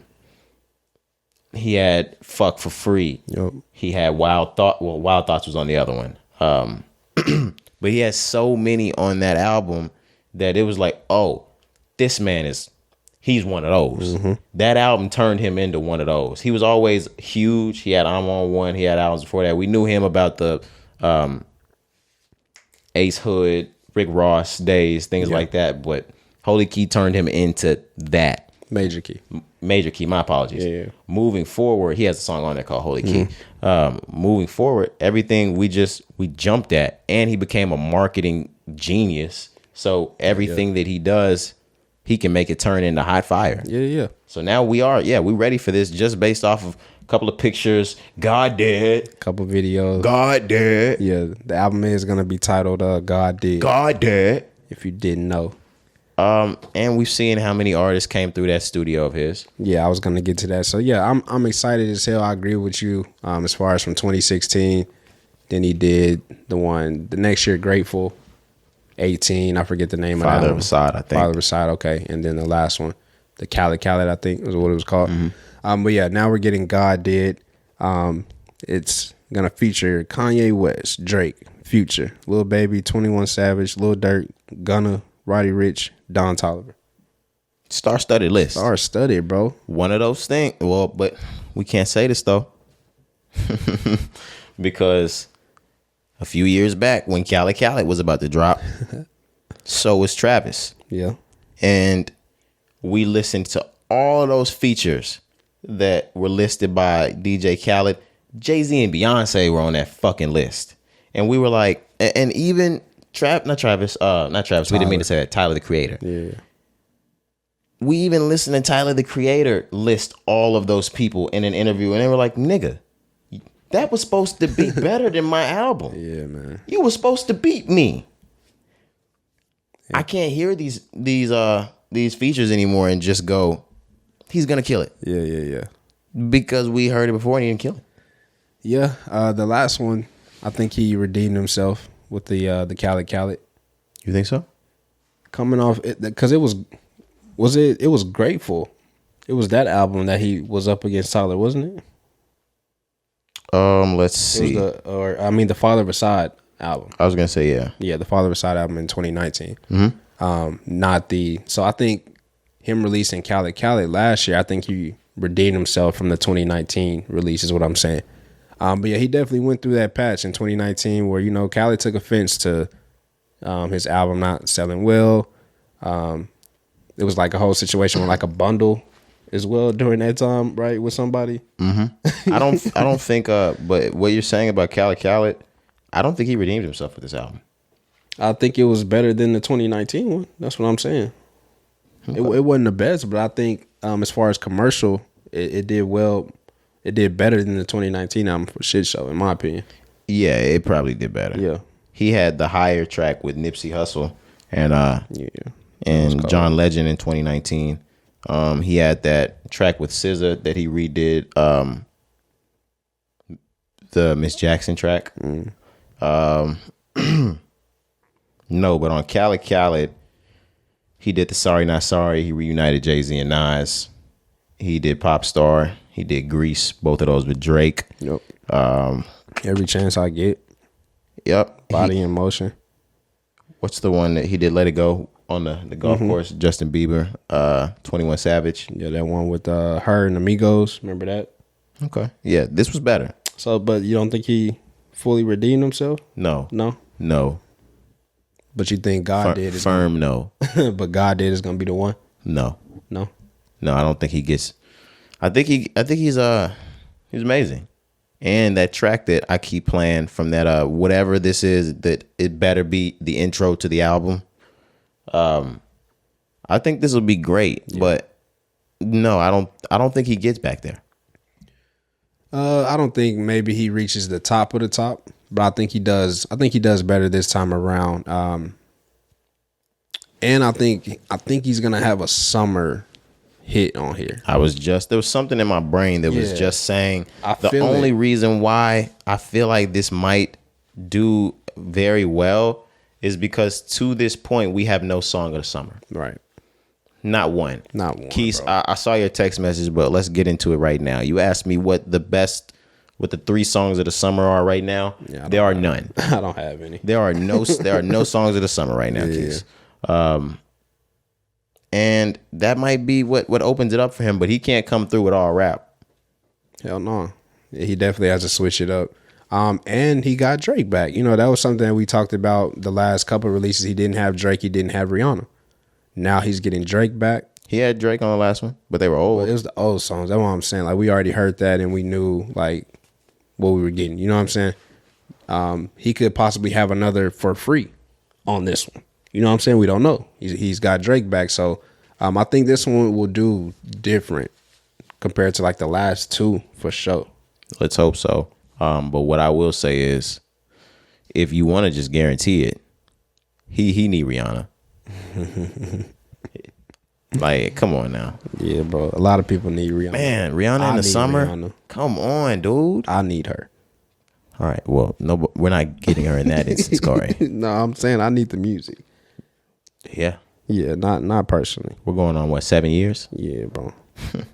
That's incredible. Like it's incredible. It's incredible, yeah, to be able to wait that long. That shit's no, I'm saying it's incredible that like we might never get another album from Rihanna. It's not happening, guys. Yeah, but I said that maybe I should just keep saying that because that's what I said about Cardi B, and here she is. Right. Just keep saying it. But I don't think I have anything more about DJ Khaled. We ready to go into news? Yeah, let's do it. All right, man. YSL's continuing to try to make their way out of those jams, but Gunna was just denied bond again. Unfortunately, they doubled down on their site that Gunna was a flight risk to the community. So yeah, they've continued to deny his bond. That was the second time he was denied bond. He's also in some other legal trouble as there was a nurse that was approaching his facility, and they said that she was attempting to smuggle drugs in, but once she was caught, she dropped all of them and ran away. But they received indication that those drugs were intended for Gunna. Yeah, bro, that's unfortunate. That news got out. Some of those drugs were intended for Gunna. Yeah. And then there was also a picture of Gunna, update, and he's not looking good. You know what I'm saying? He looking super skinny. I don't think he looks bad. I think he just has facial hair. I think he just stressed. He just looks stressed. You can see it on his face. But yeah, man. Once again, just pray for them. The situation, like we said, is not getting any better as of now. Hopefully, not too much happens from that smuggling situation. Hope not. But yeah, I hate that they keep getting denied bond, bro. Like I understand what the judges are saying, but I just really on some shit like these niggas are not going to leave. But I know you can't guarantee that, but they really are on the fact like these niggas are a threat to the society, to the community. We cannot let them out. Yeah, and I was gonna say I don't think they think they're gonna leave. Yeah. The problem that they specifically stated was that if they get them out, they're gonna put pressure on our witnesses. Right. We can't have that. Mm-hmm. So either they're gonna switch them with, like, they're thinking that either they're gonna switch witness statements or they're gonna have witnesses touched. Right. So I get it. Or witnesses surroundings touched. Yeah. I definitely get it. I just hate it. You know. I hate it too. Yeah. I hate it too. Free them boys. Free all of them. For sure. Even down to the people that are not in this specific situation. But free all of YSL. Free 42 Dugg too. Real shit. It's incredible. Drake's executive producing a movie, and that movie is fucking star-studded. Star-studded, bro. It's called Amsterdam. I think it's coming out in September, is what it says. I saw Chris Rock. I saw Margot Robbie. Yeah, man. Were there other people in that? Christian Bale. Michael B. Jordan, right? Michael B. Jordan. Oh, my God. Christian Bale, you said? They put Batman in this motherfucker? Yes, sir. Robert De Niro in that bitch. Okay. Everything. But yeah, this was just cool to see. It's coming Robert out. Love him some niggas, man. Man, he do. Robert De Niro love him some niggas and some black women. Yeah, bro, I fuck with it. But it's coming out in November. I'm sorry, I said September. November 4th. But yeah, Drake executive produced it with Future the Prince. And then I think it's like Dream something. The people that are over the Euphoria Productions, they're part of it as well. But this is cool. You know, we've always told y'all that Drake is going to get to that point when he goes back to the actor side, and he's just starting to creep over there a little bit. He's not starring or, you know, playing a role in this one in front of the camera. He's behind the camera. So he's making his way over there. But this was just good to see. Definitely looking at that cast, bro. I'm going to watch this movie when it comes out, like, without a doubt. I don't even know what the fuck it's about. I think we might slowly be seeing Drake's transition. It's baby steps right now. The music is not completely done, obviously. He just took a new venture. Or he's gearing himself to enter that side of the world. Yeah. That's why I say he's taking baby steps, though. But I'm just saying, like, he's not at the point where he's fully done with the music yet. But he's easing over there. Yeah, I don't even think he's going to be fully done with the music when he acts. You don't think like he would get to a point where he just stopped completely? Maybe, but I think him becoming a big movie star is not dependent on him quitting rap. No. Music. Yeah. I wasn't saying. I just felt like he wouldn't go full acting until he finally decided that I'm done with the music. Is what I was saying. But maybe he never gets to that point. Maybe he's still. Yeah, I don't think he'll ever quit making music. Yeah. Okay. I just know some artists get to that point eventually down the road. When you've been in the game for a long time. I don't know one. Some artists stop making music. Name one. Let's see. Andre 3000. He has not quit. Oh, you mean albums? Yeah. Oh, okay. That's true. Yeah. Yeah, I don't think he's quit either though. He can't quit. He won't. He can't quit. Kanye keep causing it. Anytime somebody like he feels it, he's doing it. Like these rappers, yes, they say they retired. Yeah. Like, and yes, we talked about how we're in a new generation. These niggas are actually going to retire. I want to see them fucking do it because these niggas got into this shit because they love it. Nobody begged them to do it. They don't have jobs requiring them to do it. Like, or unless they're still in label things, and most of these niggas that are that high up and are talking about retiring are not under those types of label requirements. I want to see one of these niggas never put another project out. If somebody can do that shit like Andre 3000, Andre's always shown us he's never gave a fuck and did not need this shit. Yeah. I want to see one of them niggas really quit. I believe Kendrick. I believe Cole. Drake ain't fucking quitting. That Drake is the last nigga I believe is quitting. Last nigga to quit. He love that shit. He love the attention. Drake is the last nigga I would ever imagine quitting. Yeah.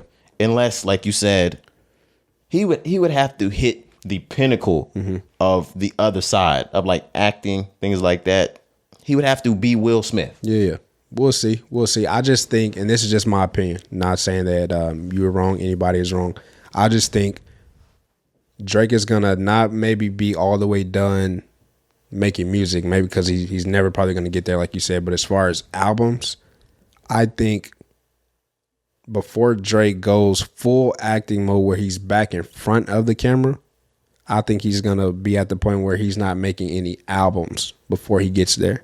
He's still gonna play around and do all this other shit, executive produce, Euphoria, all this other shit, right?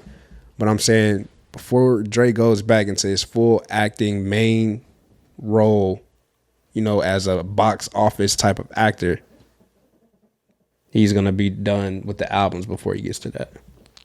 Okay. That's just my opinion. Okay. Yeah. Yeah, I'm going to go ahead and say he's definitely not doing that. But we can move on, man. Yeah.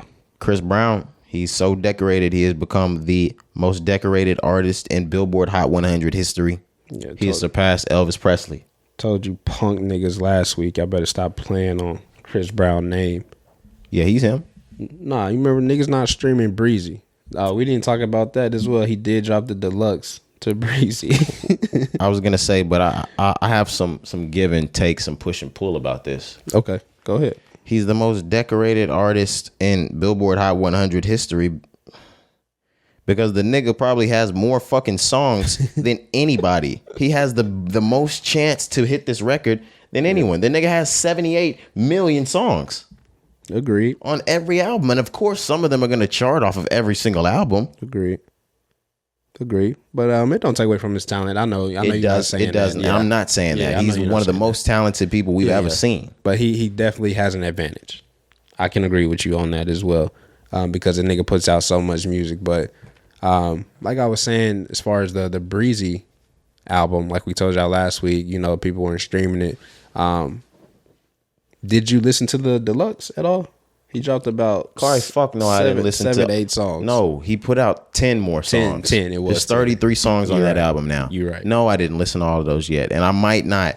No, why? I don't know why he did that, bro. I know why he did it, but I just wanted to see you, bro. What you was on? My fault. No album needs 33 songs. Man, I told you, bro. Yes, we knew he was gonna do that. Chris, I get it, but man, that's too much. Yeah, no album needs 33 songs. Niggas don't have time for that. I don't know why the fuck. I mean, I get it, man, and I'll get around to it. And if somebody lets me know that some of these are bangers, I'll listen to one.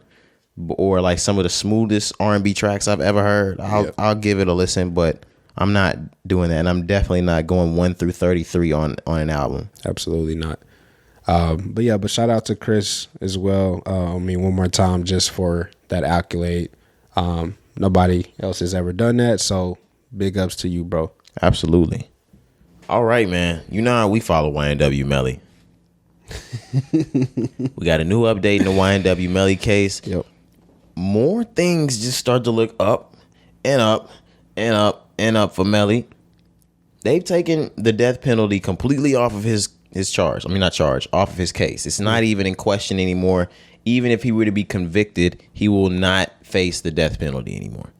Yeah, man, it's crazy that we are here at this point. Because if you would have told me this 2-3 years ago, I wouldn't have believed you. It looked like it was very grim at one point. Looks like it looked like the evidence that they supposedly had was starting. They were going to get it together. Yeah, they was piling it on top, figuring everything out. You know what I'm saying? They had everything. You know, it looked like they had everything to pin everything against Melly. But yeah, this was good to see, man. It looks like Melvin's going to be home quicker than we think.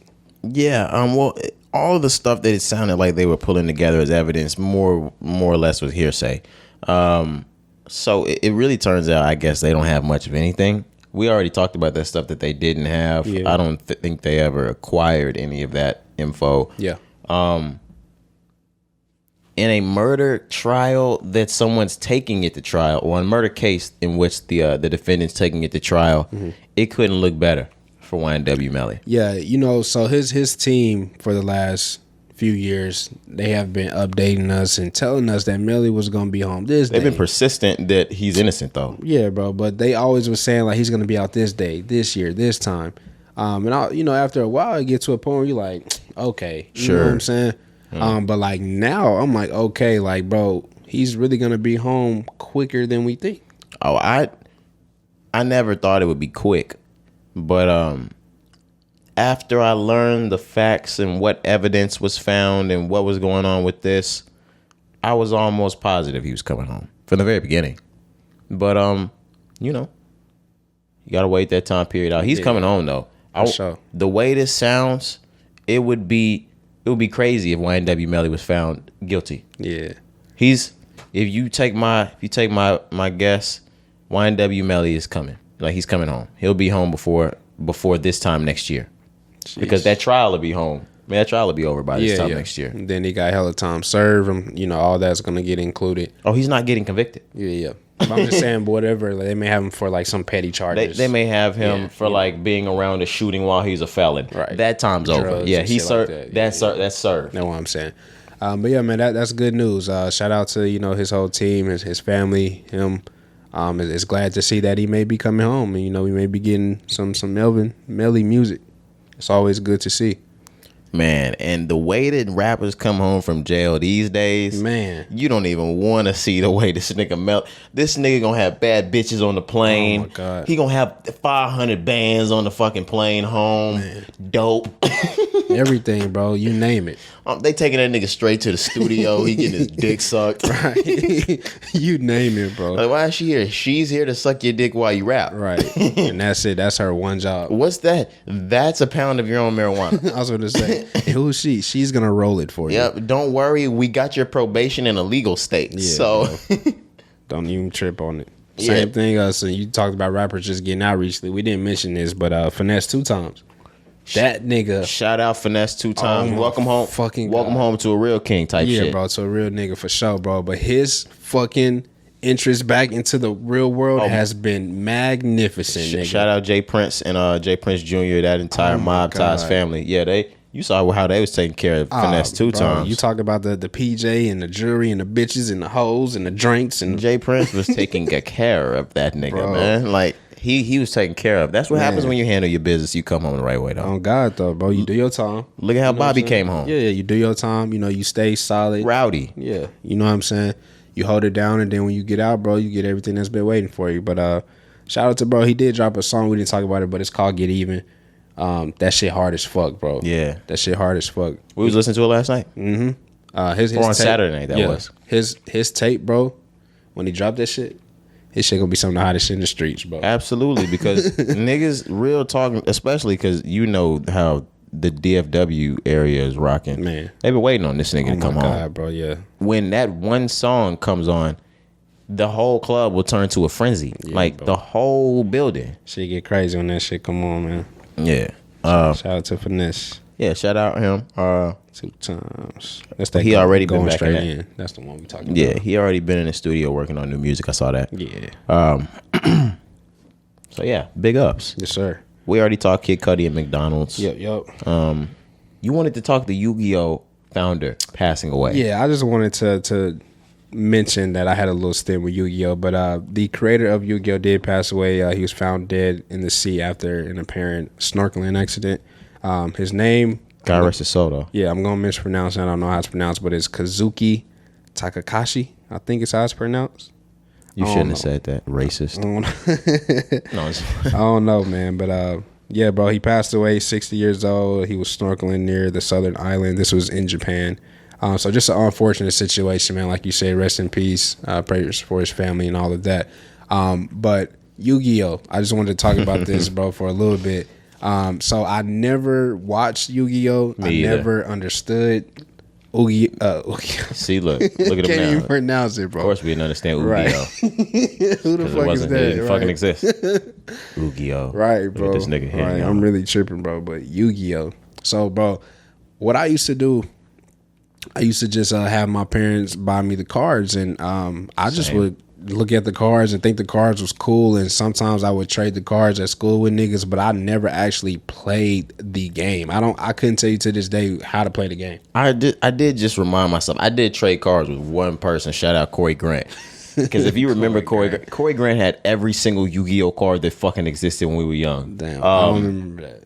He used to live on our street. That's why, or my street. Yeah. But yeah, I wasn't super big on it. Like, I wasn't super big on trading them. Of course, buying them. Hey, mom, can I get new Yu-Gi-Oh cards? It was the thing. So we were huge on having them. Yeah. But I never really understood why I had them. Me neither, bro. And like I say, even trading, I'm sure like people who really played, it was reasons why you would trade a card. Because they would duel. Right. You know what I'm saying? So whatever, it would help you in battle. Nigga, when I was trading, I'm just like, I like the color of that. I like how he look on that. You know what I'm saying? Give me that blue eyes white dragon before I beat your ass. Right. Nigga. Let me just have that shit look clean. So yeah, I don't know, bro, but I still have my cards. I don't know. I would go in the bathroom in elementary school and I would see white boys like dueling. For real? Yes. So the reason why I'm asking is because my stint with Yu-Gi-Oh was before I moved to the neighborhood. Oh, okay. So yes, like, you're right. I don't have no memory when I moved to the neighborhood. You are absolutely right, because now that you're saying that to me, that was a first and second grade thing for me. Exactly. And it was really like, it peaked for me in second grade. Mm-hmm. You weren't here then. Yep. Yeah, shout out my block before it got Cari-fied. Yeah, man. Yeah, he pulled up on the block as an out of towner. I did. Had to let bro know how it went over here. Yeah, y'all put me on, you know what I'm saying, in third grade. Y'all show me the roots. I appreciate it. Yeah, bro. You know what I'm saying? But that's crazy. Right, we stupid. What was I fucking saying about the Yu-Gi-Oh cards, bro? We talking about dueling, trading.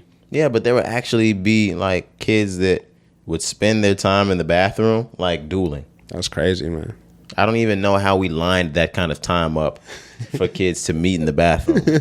But yeah, it would happen. Yeah, especially in first and second grade, nigga. It might have been something that happened like before class started. Okay. Breakfast type shit. Yeah. Interesting. But yeah, once again, shout out Corey Grant. Yeah. That nigga used to run away every Thursday. White kids just get to run away from fucking home, man. Bro, it don't have no repercussions. He just showed back up to school the next week and we act like nothing bro, even happened. It'd be like 2 weeks to school. They'd be like, where's Corey? I don't know. He went in the woods. We haven't seen him. He's been a hermit. Bro, real talk. I remember when that shit happened. Yeah, they were like, Corey, yeah, he's up in the woods. He's been up there for like 6 days. Nigga, are his parents gonna go get him? No, they just... Yeah, we were like, what the fuck? Yeah. Is anybody gonna go get him? The thing about it is, like, everybody in the city knew where this nigga was hiding at. Like, but nobody wanted to go get him, go bro. get this nigga. There's wolves out there. I was gonna say, we have class. He's missing school. He is missing school, man, this y'all. is a young child. Damn. Everybody has snitched at this point. Bro. Go get this kid. But nah, bro, they was some extravagant ass family. I remember going to bro crib and he was the first nigga I seen with like a pet iguana. Ferret. He had a Now, he had a fucking iguana. He had a bro. ferret too. a fucking ferret. I've never seen a ferret. Yeah, he had a ferret. Bro, but he had like a fucking... But that might have been his big-ass, stupid brother, Austin. Right. Bro, we going crazy on these niggas, man. We got to bleep this shit out. No, we're not, man. Fuck both two niggas, man. But anyways, bro, they had a big-ass iguana. I remember going to bro crib, and like, bro, we in elementary. I'm like, you see that shit in the movies.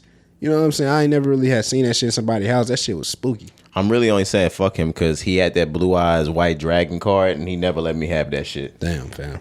If you remember, that's the only real thing I remembered specifically about a card from Yu-Gi-Oh! That was the one card that if you got your hands on, you were like, God, nigga. They were like, Blue Eyes White Dragon, bitch. Yeah. I'm gonna have to check my shit, bro, because what if that shit could be worth some money? Yu-Gi-Oh cards, like we talk about trading, like, you know, sports cards and shit. I'm just for real, because I got a stack and they protected, they in sleeves and everything. Do you have a Blue Eyes White Dragon? I don't know. I'm gonna have to check. He ain't got it. That means no. Right. Blue Eyes White Dragon price. Oh, it ain't that. See, nigga, man, let that shit go, dude. Nah, yeah, I know this shit probably ain't. But bro just that shit said $22. But bro just passed away now. Maybe they gonna up the ante.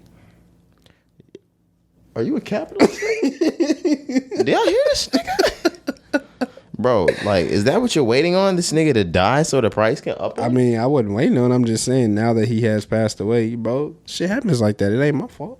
Oh, you right. It ain't my fault. I still got, like, I told y'all, I have like 7 bottles of Aunt Jemima syrup.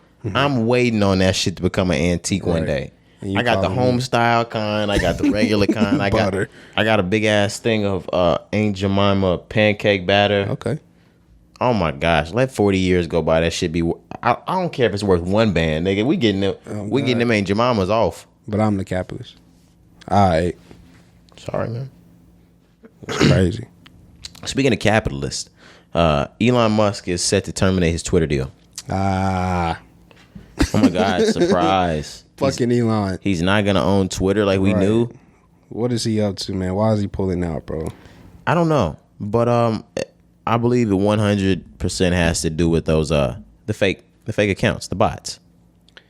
Yeah, and I also think there's a lot of like other shit that Elon is dealing with. You know, people suing him.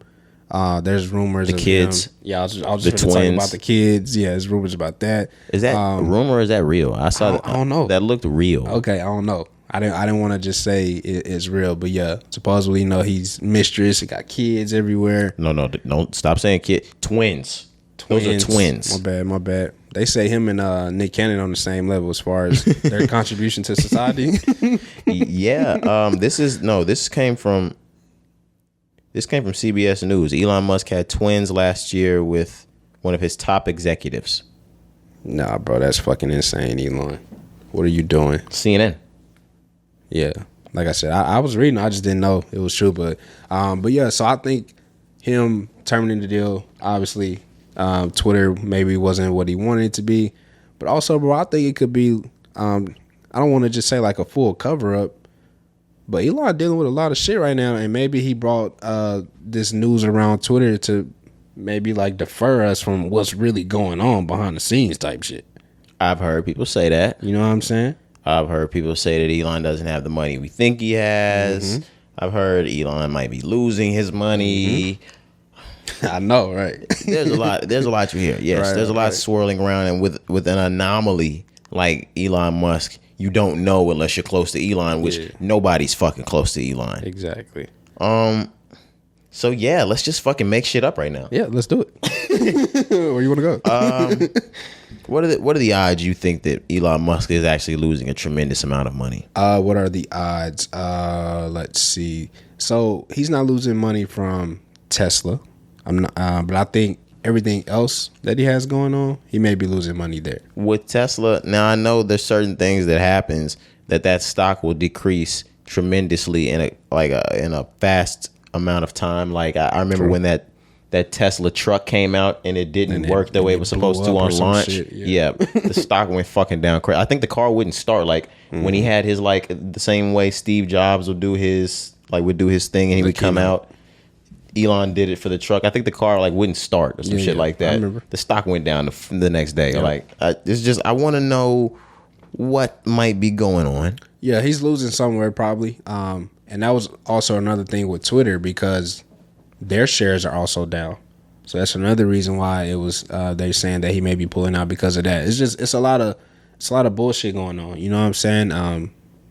But even just the world that we're living in right now, bro, inflation, the prices of everything is raising. Like billionaires, they don't feel it as much as we feel it, but they feel that shit too. Oh, they feel it as it pertains to them moving forward with new business. Exactly, and they lose, what may be pennies in the grand scheme, but when you a billionaire, like those pennies add up. Those pennies add up. So even though it may be like $1 million fine to a billionaire, like, nah, nigga, eventually that should start catching up with you. Exactly. You know what I'm saying? But yeah, I maybe that, like I said, maybe the situation with the mistress, that's fucking crazy, bro. Why? It's not. Fucking Elon. It's not crazy. It's not crazy. That shit happens all the time, but you would think somebody like Elon would be more careful. Because he married, ain't he? Yeah, so is Jeff Bezos. He just didn't have outside kids. Yeah, I know. I mean, but a nigga's dick gets hard, he gonna fuck it off. Yep. Maybe one day when women learn that, they'll stop leaving us for cheating. Chill out. I'm just playing, man. I'm not a meninist. That was a whole fucking joke, guys. You guys don't have to. You don't have to stand for that. Fuck no. Leave. And get another nigga. Protect your heart. And when he does it, leave. Leave him too. And then when you get another nigga and he does it, you might need the never mind. I was gonna say it too. Might want to try the other side. Oh, word. I'll just play it. You can't say that to a nigga that's been cheated on though. Nah. Because that would make him gay. Yeah. And there's nothing wrong with that. Of course. To each his own. All right. You know what I'm saying? Dog, all right. Damn it. I was hoping we at least had somewhere else to go after. This is it? Right. Fuck. I didn't want to end like that. Niggas ended on some bullshit. On me. Damn it. All right, man. I guess we'll fucking stop it here. Yeah. Episode 156. We want to thank all of the listeners. Apple, Spotify, Pandora, Stitcher, Deezer, Google, Amazon. Anywhere you're listening to this on audio platforms, make sure you're getting that downloaded. If you watching on YouTube, Twitter, Instagram, Facebook, TikTok, make sure you subscribing. Hit that subscribe button, hit that follow button. Keep rocking with the Rise and Grind podcast. Yes, sir. And I'm gonna keep getting that out for you at the beginning of the pod rather than the end of the pod. For sure. But yeah, man, we'll see y'all next time. Yes, sir. Let's do it.